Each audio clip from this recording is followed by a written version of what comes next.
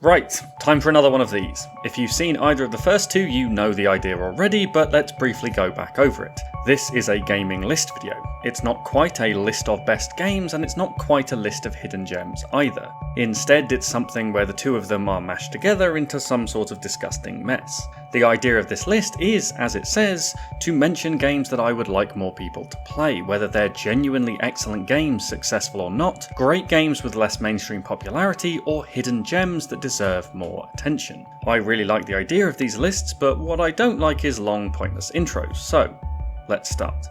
Number 10, Before Your Eyes.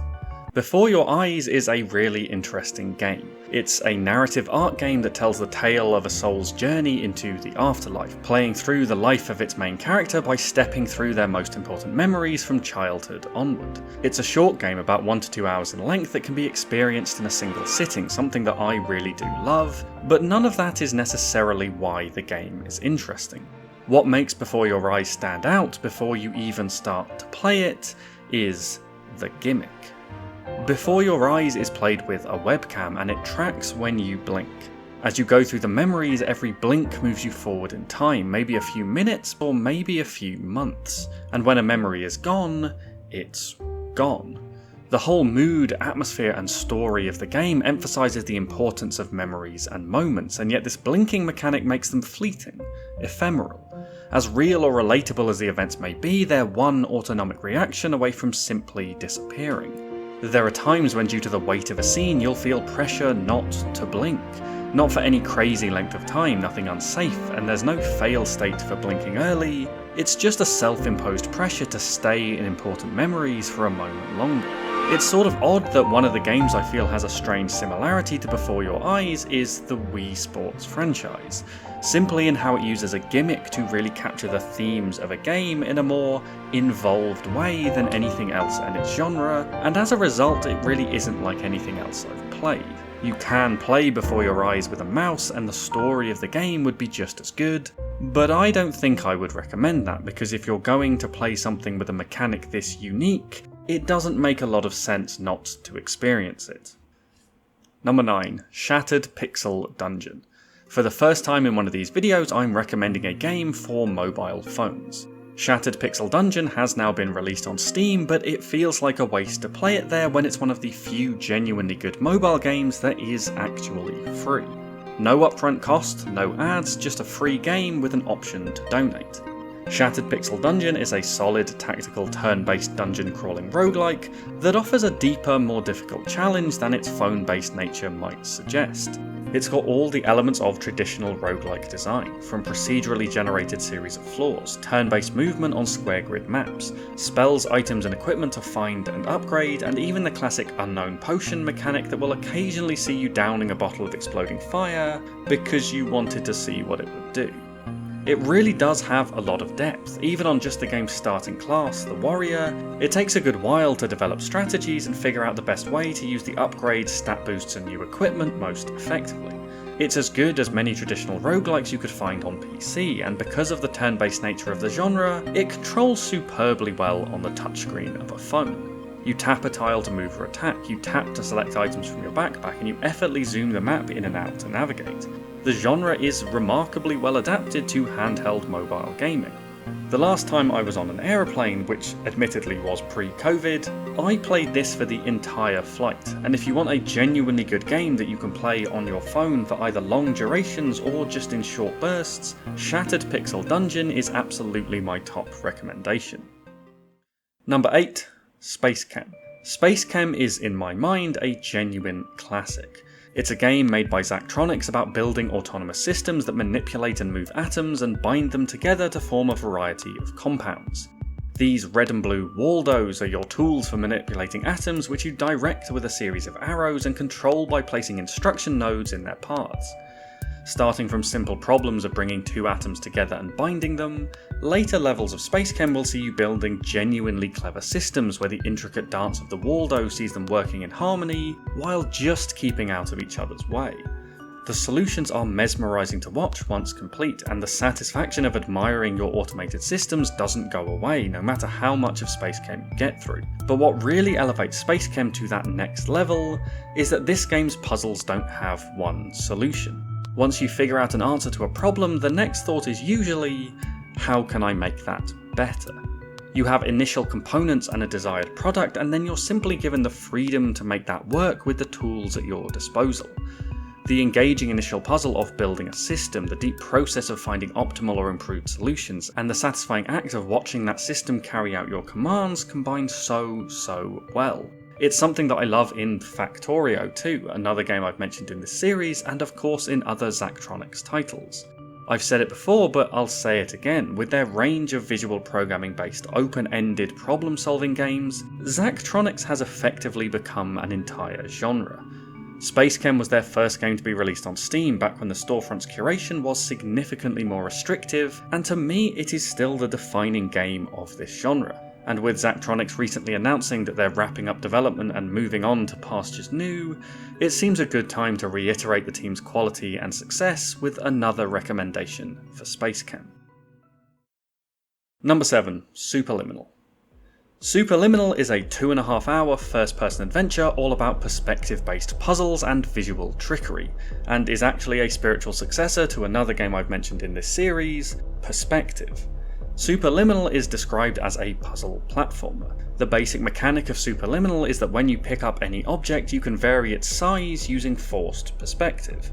You can grow objects to make platforms and ramps, or shrink them down to fit through smaller spaces. It's a really cool mechanic that's implemented with a lot of polish, and you can use this to solve basic puzzles and progress through the game.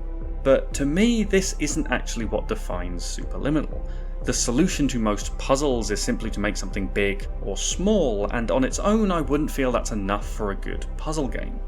Instead, how I appreciate Superliminal is as an exceptional walking simulator. The reason to play Superliminal is the utterly surreal dreamlike world that the game exists in, and the incredible visual trickery its masterful design pulls off. Moments like running down a corridor only to realise there was never a corridor at all. Throughout the game's linear sections you will come across wonderful scripted sequences that play with your vision of reality or subvert your expectations. With two drastically different atmospheres, one that's numbingly calm and another that's cold and unsettling, it's hard at any moment to predict where Superliminal will go next, and the overall mood and vibe are excellent. The story is engaging, the mechanics are polished, and while I don't think this is an exceptional puzzle platformer, the scripted sequences and mind-bending events are so good that I think Superliminal should be played for the experience alone. Number 6. Ratchet Clank. Time to get into an old classic. With the series' continued success on what is now its 4th Sony console, Ratchet Clank is still going strong, and it pains me that I haven't played Rift Apart yet, and probably won't for years. But with the series being over 20 years old now, there's a good chance some people will have played and enjoyed a modern Ratchet title without ever having experienced the original. Now this isn't gatekeeping. If the PS4 or PS5 titles are the only ones you've played, that's fine. You don't have to play the original to be a real Ratchet fan, but you should play the original because it is a fantastic game. Ratchet 1 is absurdly well created in so many ways. The level design is freeing and open despite being built from linear paths. The planets are stunning and varied and always feel like parts of much bigger worlds, and the game's soundtrack is to this day genuinely one of the best I've heard. It's clearly sci-fi, but with a junkyard grit and a wonder and an energy that is so specific to this story and this setting. There's not even a hint of the generic as it passes through bustling cities, war zones and toxic wastelands, and it creates such memorable levels. The game even has a strong story, with remarkably well-written main characters, decent comedy, and a brilliant satire on corporate greed running throughout.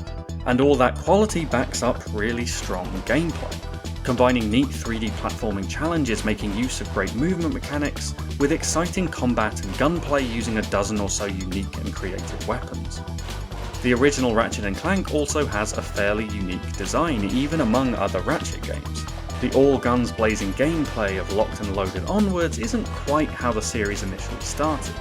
With just 4 hit points to carry you through, every enemy, no matter how small, had the potential to ruin your day.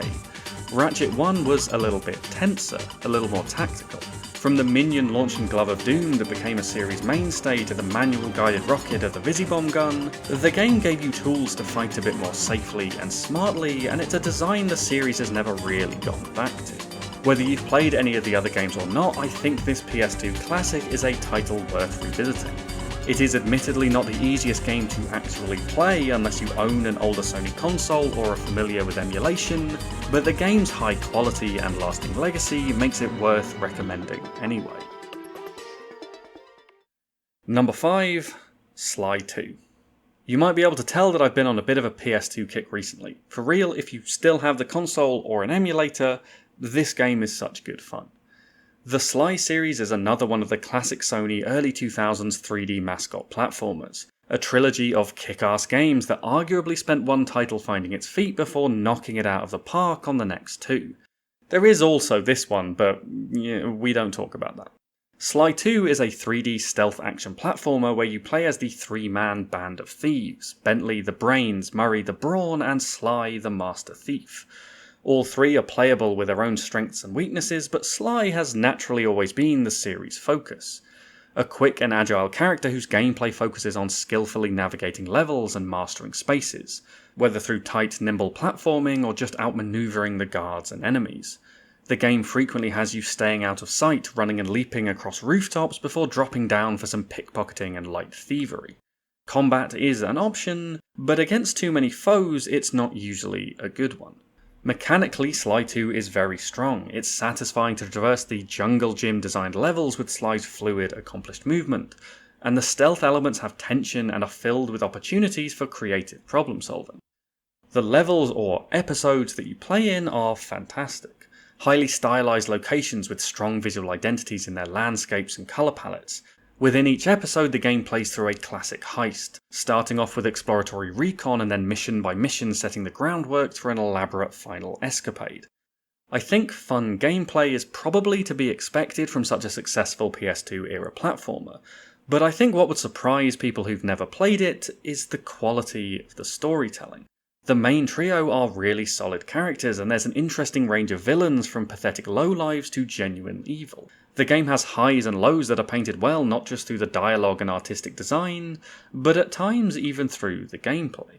It's a story that will have you invested in the motivations of these silly cartoon animals, and it makes the payoff so much better. This genuinely may well be my favourite PlayStation 2 title. The Sly HD collection is available to play on more modern Sony consoles through PlayStation Plus, and while the whole trilogy is there, my recommendation would be to start with the second entry. It is a genuine classic. Number 4, Stardew Valley. I almost feel like I don't even need to say anything with this game. I can just play that little clip from the soundtrack, and honestly I think that should be enough. The peaceful, serene and happy notes of that melody perfectly encapsulate what Stardew Valley is, which is just the most relaxing and transporting game ever? The mechanics are all quite simple, but in the act of digging, building and planting seeds there is a lot of room for thinking and planning, or just design and personalisation. The basic farming mechanics are padded out with the simple relationship mechanics, and the simple mining and combat mechanics, and the simple treasure seeking and completionist elements, and also the hardest fishing minigame I've ever played. Seriously, it took me hours before I could consistently catch fish in Stardew Valley, and you know what? That actually made the relaxing nature of the game better. Because for me, the reason to be in a game needs to be mechanical, it needs to be interactive. In order to experience the quiet, restful world of Stardew Valley, I have to be doing something, and this is what games like Animal Crossing, for example, have always sort of failed at. They have the idyllic world, but not the simple mechanical joys to keep me there.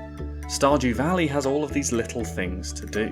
Day by day you can focus on a task, whether it's the farm or the fish or the fighting, there's something neat and entertaining to do where you can make some sort of progress and just exist in the space. It really is fantastic. I think most people who like the genre are well aware of that by now. And yeah, that does somewhat go against the purpose of this list, but I didn't really know I liked this genre until I played Stardew Valley. And so with a few other games I've mentioned, this one is just so good that it deserves to be highlighted again anyway. Number 3. Europa. Europa is a wonderful puzzle platformer developed by Freakle and released in 2018, a good 11 years after its first development videos were published onto YouTube. It's a game about slowly and carefully navigating Escher-esque chunks of suburban cityscape floating high above the streets of Paris. The playable character is a silly bobble-headed figure with plungers for feet that can walk on walls and ceilings, provided there's a curved floor to get them there. In each twisting surreal space you need to find your way from door to door to progress through the puzzling levels, figuring out the environment and how to reach the various switches and buttons you need while avoiding the dangers and enemies. As the game progresses, your skill set expands. Europa takes inspiration from Metroidvanias by having you unlock mechanics throughout the game that open up new spaces in previous levels. The new mechanics are simple things like jumping and kicking, but when you get them it looks like this. How good is that for making an upgrade feel special?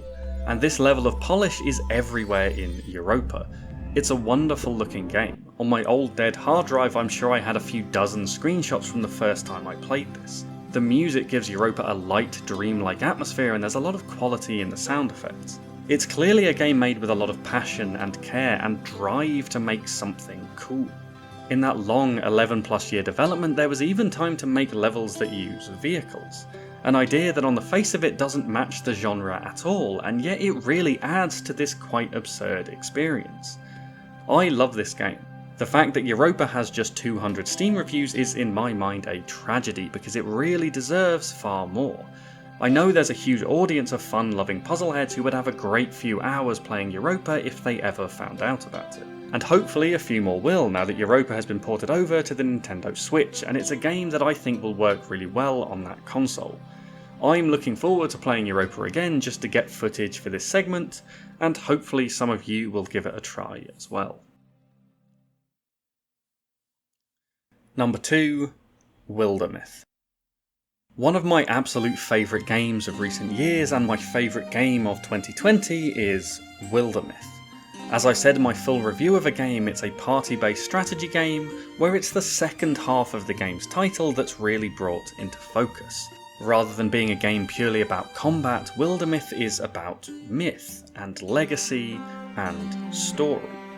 It's a game that plays on 3 levels: the combat, the overworld and the stories. In the combat, the game zooms into smaller regions of town, dungeon or forest where the 3D space is fleshed out by hand-drawn 2D assets. The combat is interesting and engaging with a wide range of abilities across the 3 main classes and mechanics that emphasise positioning and use of the environment. But while the combat is good, it's really the other layers in which Wildermyth truly shines. In the overworld you plan your campaign, travelling between regions to quell enemy threats, find new recruits or build towns and defences. And as you move around the overworld, Wildermyth will tell its stories. Small comic book style vignettes that give your characters life and depth outside of just their successes in combat. These stories may involve grand adventures into the unknown, chance encounters with strange folk, or just simple, honest moments that your party share together. And each story will give the player a choice or two to make along the way, which feeds back into the game world or the characters. These stories make the heroes feel more rounded and the game more personal, which makes it all the more impactful if a character retires or dies. While you can stop the enemy, you can't stop time. As time passes in Wildermyth, the enemy grows in strength, but your heroes will age. A full campaign may play out over 50 years and your party by the end won't quite be the same as when you started. Wildermyth makes your party and your characters important to you, but it also makes them fragile. There's a vulnerability that adds a huge amount of weight to your decisions in the overworld and in combat, and it makes the campaigns feel more epic and dangerous. But Wildermyth also understands that you don't really want to lose these characters, and so every hero you mould can be entered into your legacy, a multi-tiered list of every character you've played that lets you bring them into future campaigns, adding to their achievements and turning them into true legends. Wildermyth is a genuinely special game. As I said, it's one of my favourite games from recent years, and its overwhelmingly positive response on Steam suggests that a good few people agree with me. If you like party-based strategy games, I think that this is one that you have to try. Any list where wildermyth doesn't get the top spot has to have something truly special at the end of it, and this definitely does. Number 1, Outer Wilds. Outer Wilds is one of the best games to have been made, ever. It is a powerful, emotional, and astounding adventure set in what is without a doubt the most interesting and creative open world I have ever seen. You start Outer Wilds on your home planet of Timber Hearth on what is to be your first day as an astronaut, your first day as part of the Outer Wilds ventures. The game's first hour sets the tone on this planet and neatly tutorializes a handful of mechanics, before you take off and are allowed to explore for real. The first thing that strikes you in Outer Wilds is the movement. Planets orbiting the sun, moons orbiting the planets. A majestic dance that I remember once or twice I just floated in space and watched. Any of these planets you see can be the start of your journey, and you can't really make a bad choice. The design of each is remarkable, with really clever ideas that make each planet different and exciting. And at no point in Outer Wilds does the game ever tell you which one to go to. There's a log that tracks your findings and discoveries, but that's it. Outer Wilds is about as non-linear as a game can be. You choose where to go and might discover things that lead you to new places. Your journey is guided by what you find and what you read and what you learn, and the things you learn are incredible. There's a clear passion for space and science in the design of Outer Wilds, interesting ideas from the best of science fiction, and space travel and quantum mechanics. It's a game that's filled with grand ideas, and uses them to tell a story that is ultimately very human. I'm being exceptionally light on detail here talking about Outer Wilds, more so than even I truly think is necessary. There's one very key factor about the nature of the world that I haven't mentioned, and while I don't think it's a spoiler, it is true of Outer Wilds that the less you know, the better. This is a game about exploration and discovery, and it does that more powerfully than almost any game I've played. But the thing about discoveries is that they can only really happen once, and the more you know before you play, the less you can discover when you finally start. Beyond what I've said, all I can do is wholeheartedly recommend Outer Wilds. It is a truly remarkable experience, quite unlike anything else. It is exciting, dynamic, beautiful, and it will blow your mind.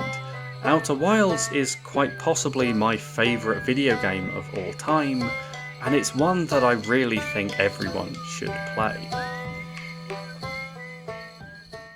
Hey, thanks for watching. I like making these videos every so often just so I can talk about a bunch of games all in one go. Hopefully you've seen one or two in here that you think you might enjoy, because it's the title of the video. I want more people to play all of them. The previous two videos, which you can also go and watch, also had a number of interesting underrated games highlighted by viewers in the comments, which was really cool to see. So if there's a niche game that you've enjoyed and think deserves more attention, please let me know about it. I always like having new suggestions for things to check out in the future. Thank you again for watching, and hopefully I'll see you in the next one. Goodbye.